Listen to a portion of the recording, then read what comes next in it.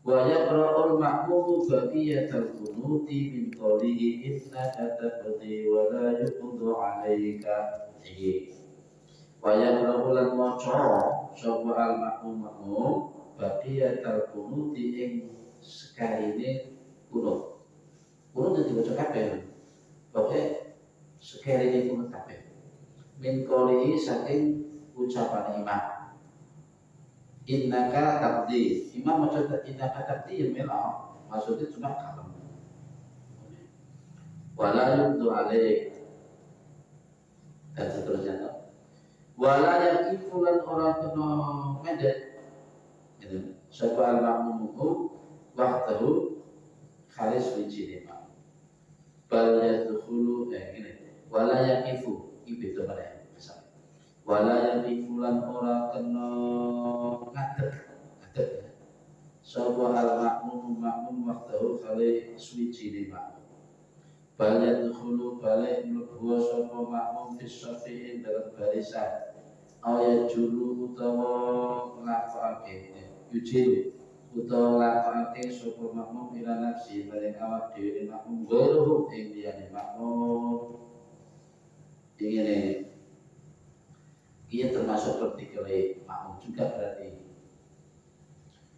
seorang makmum tidak boleh asal berdiri. Maksudnya ada aturan. Bakno berdiri itu ya hak asasi manusia.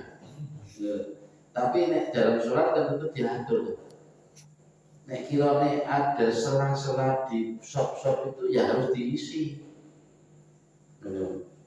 Ora kok nganggo dhewe.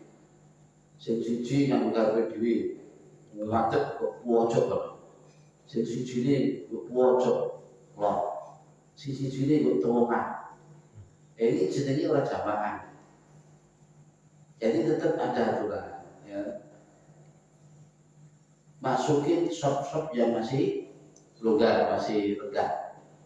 Kalau masih sudah dimasukin kok masih ada selang ya, ada selah yang masih muat ditempati satu orang kedua ya juluhu ila nafsi guru artinya tarik orang untuk bisa ngisi itu makanya nek awak dewi dari posisi tarik yo untuk sadar juga ketika orang lain menarik kita tahu ngaji ini kan orang kaget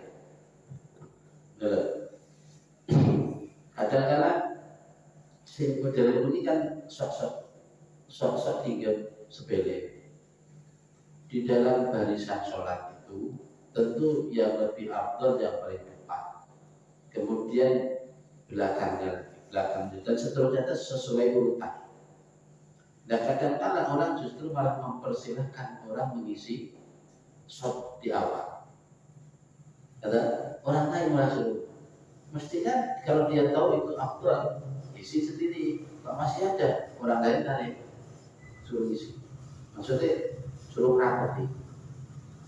Nah di saat kita nanti ada di posisi orang yang ditarik, ya kita jangan ya harus sadar juga memang aturannya begitu. Itu. Jadi ngomong isi dulu kita jadi ya saja sesuai kitab.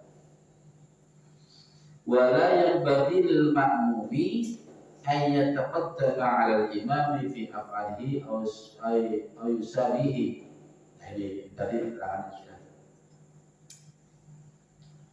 Tidaklah baik wala yang bagi kau prayuga gak patut bagi makmum manakala ia mendahului imamnya dalam gerak-gerakannya imam atau pas bareng imam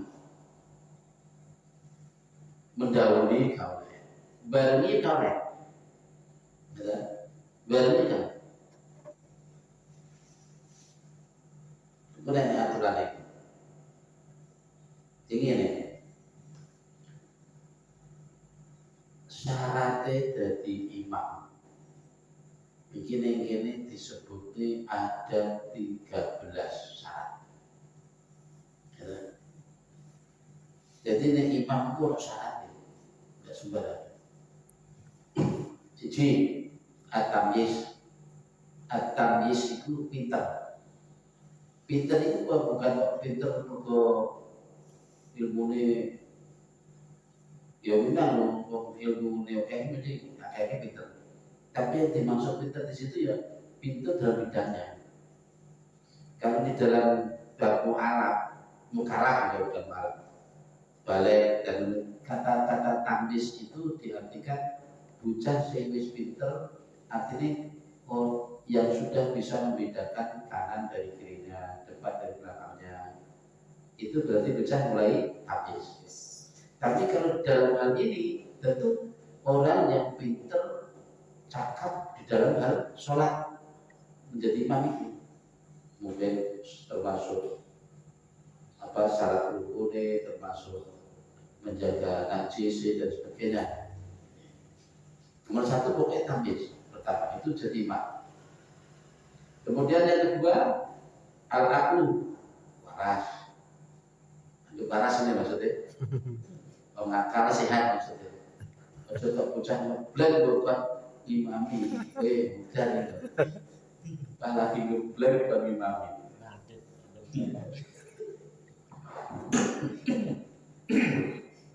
Jangan terlalu pede.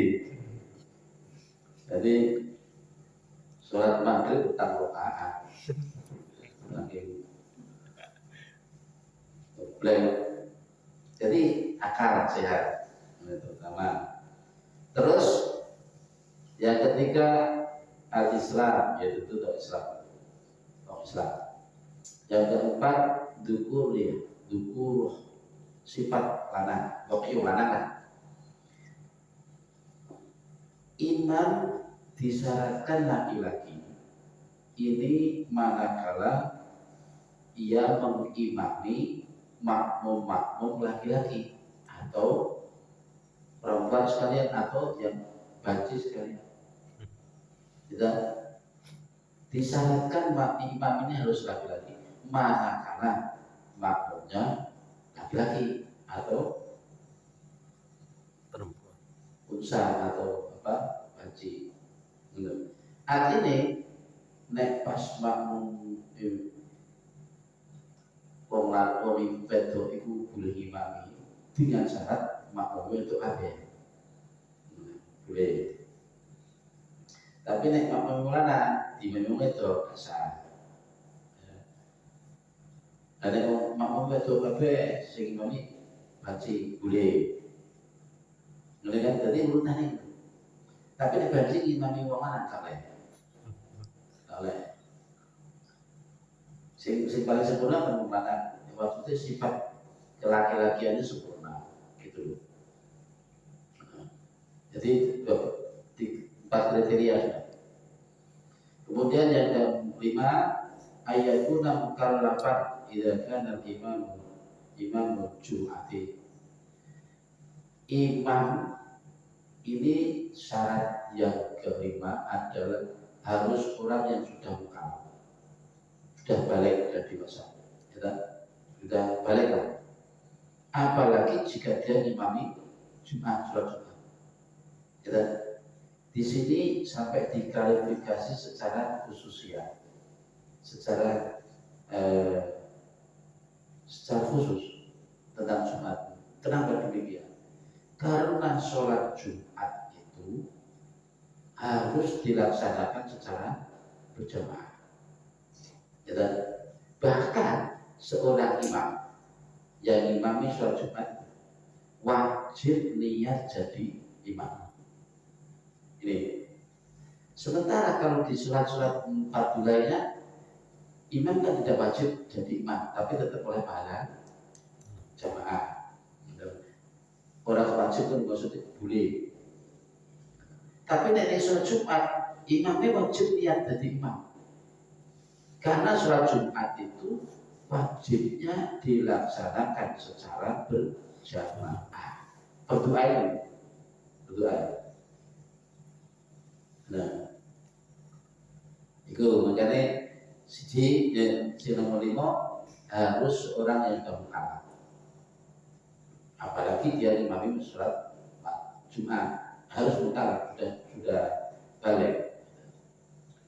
Dan ia juga harus termasuk orang yang 40 dari anggota peserta Jumatan tadi. Wa kana minal arba'ina, dan dia termasuk orang yang ke kurang 40 itu. Artinya ini kan menurut si keterangan mengikuti keterangan di mana sholat Jumat harus 40 orang, ya kan? Dan semuanya itu harus orang yang muslim, orang yang bermukim, orang di situ penduduk asli, dan semuanya itu sudah balik semua, gitu. Dan semua itu dan normal apa? Bagaimana yang naik kompeten puluh songo, siji terlalu songo, siji dibaik ngeblek lima. Dia orang ini berangkat puluh, utawa siji pecah cilik, belum balik. Ya pulang tidak. Itu nek menurut psikologi lah ya. Soalnya ada orang yang membolehkan sholat Jumat tidak harus 40. Ya terserah saja. Sebenarnya sementara kita ikuti kan ulama Syafi'iyah. Itu. Jadi syarat imam yang kelima harus sudah balik. Itu khususnya di sholat Jumat. Ya. Terus bahasa disu yang keenam ada mulzumil i'adati fi haqqihi. Seorang imam hendaknya orang yang tidak wajib mengulangi sholatnya. Ingatkan ini. Karena ada sholat yang disebut sholat i'adah. Dia ngapalin sholat, tapi nanti dia tetap wajib kembali di sholat mana. Ini ada. Contohnya, orang yang melakukan sholat tadi diawali dengan tayamum, bukan wudhu, tayamum. Dan tayamumnya ini dengan alasan karena sedang musim berdidih, musim dingin, utawa gororong, naik kena banyu, buku tambah nemen. Akhirnya dia pakai debu tayamum. Atau orang yang sholat yang diawali dengan tayamum yang alasannya tidak ada air. Tayamum itu kan ada beberapa alasan. Orang diperbolehkan melakukan tayamum dengan syarat siji, adalah tidak ada air setelah mencari kemana-mana. Sing alasannya setelah mencari, bukan tidak ada air pasti di depannya. Setelah mencari kemana-mana tidak ada air, padahal lumrah di situ banyak air, baik di lingkungan Indonesia kita yang di Indonesia ya, ya rata-rata kan air mudah didapat. Andai kan kok belum mencari ini yaitu meskipun berjalan sampai berapa kilo tetap gitu. Beda kalau di daerah mana padang pasir yang secara normal aja jarang mendapatkan air, apalagi di tempat-tempat seperti itu. Jadi tak ulangi, imam hendaknya jangan orang yang wajib mengulangi sholatnya. Benar. Artinya yang normal lah. Ojo dadekno imam wong sing tayamum boleh gambaran nih. Tapi tayamum iki ada alasan itu berapa anggur tayamum kan. Ya kan. Tayamumnya berko alasan kedinginan, alasan tidak ada air. Padahal di situ banyak air. Bapak itu tuhur ini dan orang yang kesupen apa ya, bahwa ini kesucian huruf. Jadi antara atas kecil atau besar. Terus yang ketujuh ala yakuna hajma bila ijtihadin. Ini kita cari dulu. Ini tadi saya belum ada ya. Yang ini saya belum paham maksudnya. Yang ketiga, yang ketujuh kita pendek dulu, tak dengerin. Terus wasamil yang ke-8 ma'rifatu kaifiyatis shalah. Seorang imam harus mengetahui tata cara sholat. Yang kedua, terus sampai laki kiblat sholat imam. Nomor 9 ala yakuna lahinan yubayyinul makna. Seorang imam janganlah orang yang pelat yang benar-benar pelat sehingga merubah makna bacaan. Kan ada kan sementara orang yang pelat baca Allah kan banyak pelat tapi ya tetap ngedel lidahnya. Tapi enggak kayak roh yang sempurna, tapi roh ya orang sini. Dan itu kan enggak sampai merubah makna. Tapi nek pelat sampai merubah makna, ini tidak diperbolehkan jadi makmum, jadi imam. Ya. Atau mungkin orang yang gigi ini wis kurang, ya. Gigi terutama gigi depan, baik atas maupun bawah. Soalnya makhraj huruf itu biasanya sekitar situ, ya. Utawa orang berat tapi kurang maaf, bibirnya suwe, ya. Itu moco mim, moco b, faham kan tetap berkurang. Mim bibirnya itu rapat sekali. Moco mim bibirnya itu rapat sekali. Coba kan di awal dari bibir.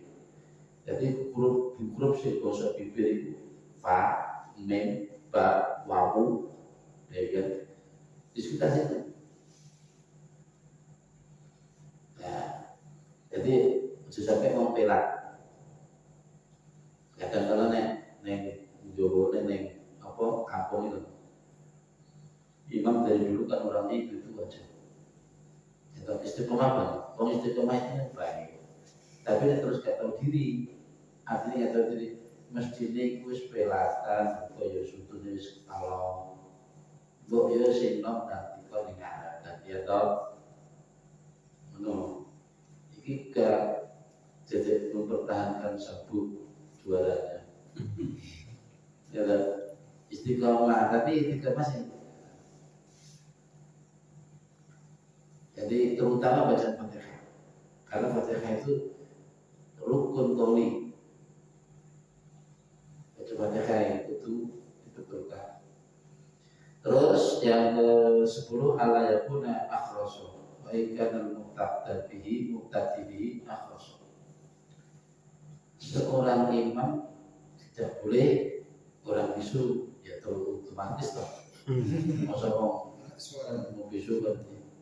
Meskipun makmumnya perlu bisu, ya kan?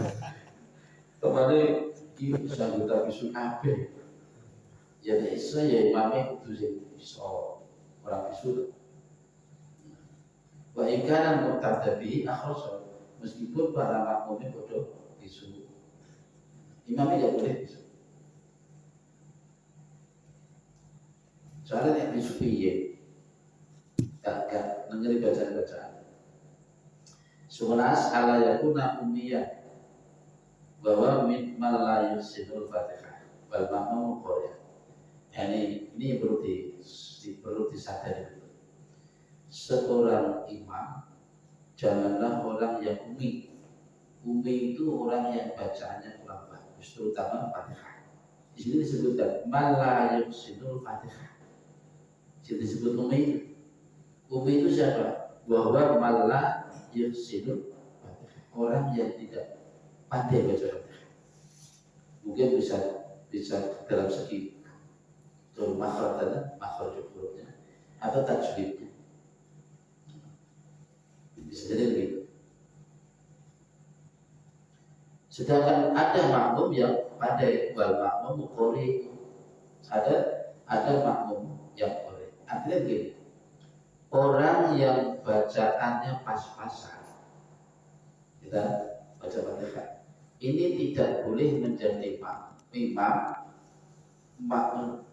imamnya makmum yang pandai baca, gitu. Gitu. Dan podo-podo kemampuannya sama ya apa-apa. Bagaimana gitu? Rata-rata memang bagi ngaji ini ben rata-rata ikhrok rakaat. Bagaimana? Terus di suatu saat mereka berjamaah. Apa boleh ngurusin pinter mana kayaknya memang rata-rata sama. Tapi boleh, ya. Tapi nek dia ngimami makmum sing ahli qiraat, ya tentu gak boleh dia, gitu loh. Gitu. Artinya jadi imam itu hendaknya ya orang yang paling pinter bacanya dulu. Ini orang kok agak-agakan, orang kok orang udah pinter ngaji terus ya udah jadi imam terus, nggak gitu. Memang aturannya begitu ya. Memang aturannya begitu. Soalnya ada kaitannya dengan Fatihah itu. Bacanya salah-salah bisa berubah nih, ya lebih fatal. Nomor 12 ala yakun tabi'an ibli. Seorang imam atau menjadikan seseorang jadi imam, hendaknya jangan orang yang dia sholat mengikuti orang, atau orang yang mengikuti orang kamu jadikan jadi imam. Dia ini statusnya dia sebagai makmum, kok malah kau jadikan imam. Iya, ini sih diperingatkan kita, maksudnya gitu. Kamu jangan menjadikan imam seseorang yang pada saat itu dia sendiri ikut. Menurut itu mana yang kayak menekai. Umpamanya ada orang yang jamaah ketinggalan, ketinggalan rakaat. Otomatis setelah imam asli yang di depan itu sudah salat, dia kan terus nambahin rakaatnya ketinggalan. Nah, tiba-tiba kamu baru datang, akhirnya orang yang ketinggalan nambahin imam, kamu teblek, jamil dijadikan imam. Ini boleh, karena posisinya statusnya dia saat itu sudah tidak jadi makmum. Akhirnya ikut. Nah, orang ini bisa lihat langsung, oh kalau itu ada orang yang ikut sholat saya jadi imam. Ya, oleh jamaah, oleh saudara. Nah, sementara sampai kan ketinggalan loh.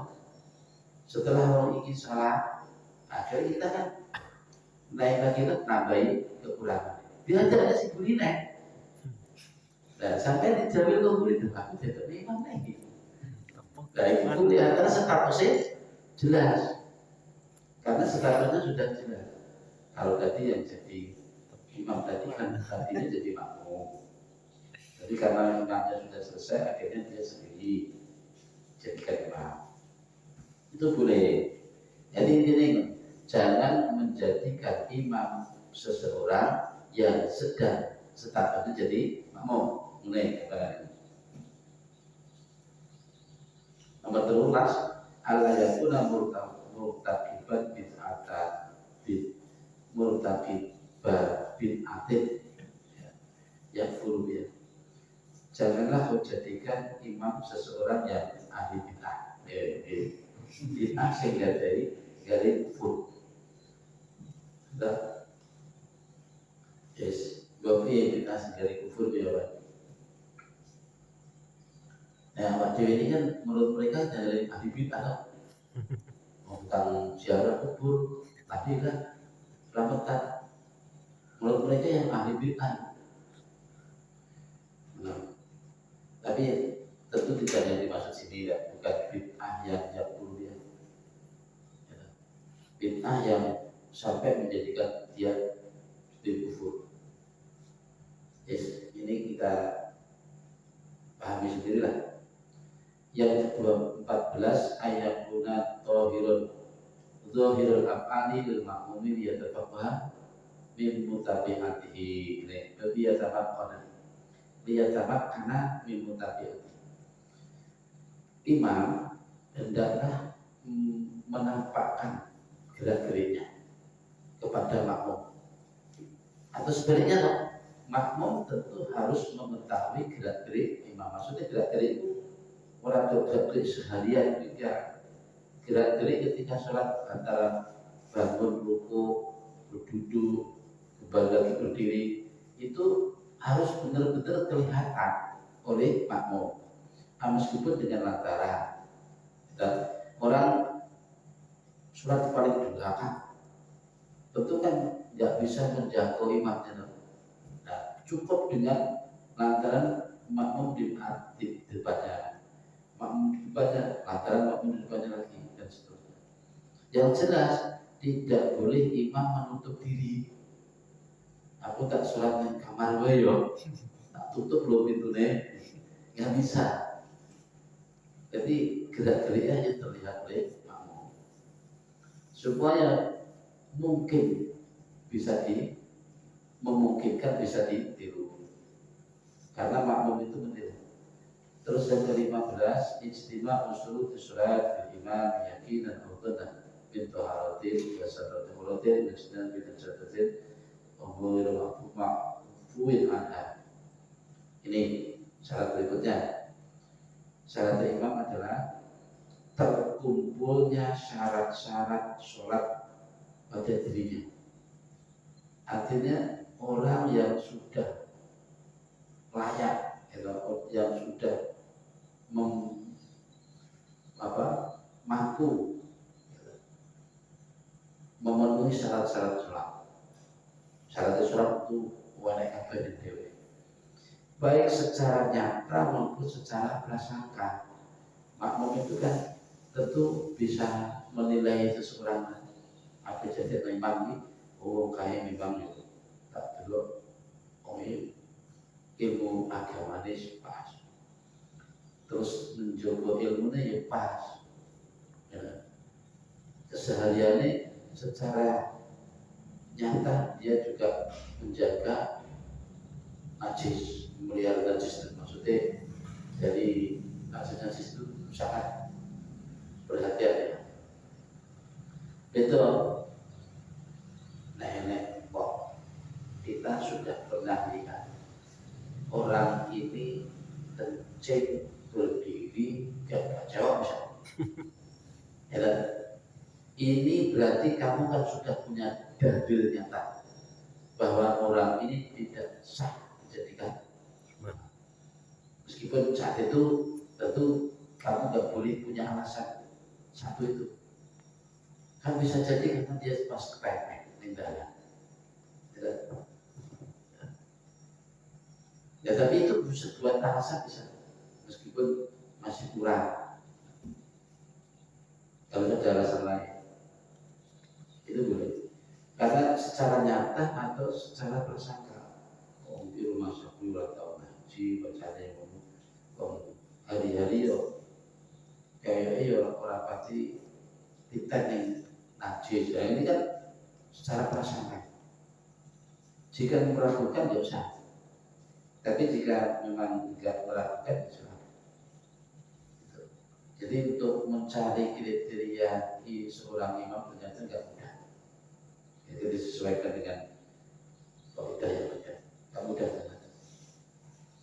Dan ya wajibna bin jasadin yang bermakna wasatisu asyarat niatul imamah bima tajibu fiha niyatuha wa yaum jum'ati wal mu'anadati wal majmu' bil matar wal mandurah jama'atan.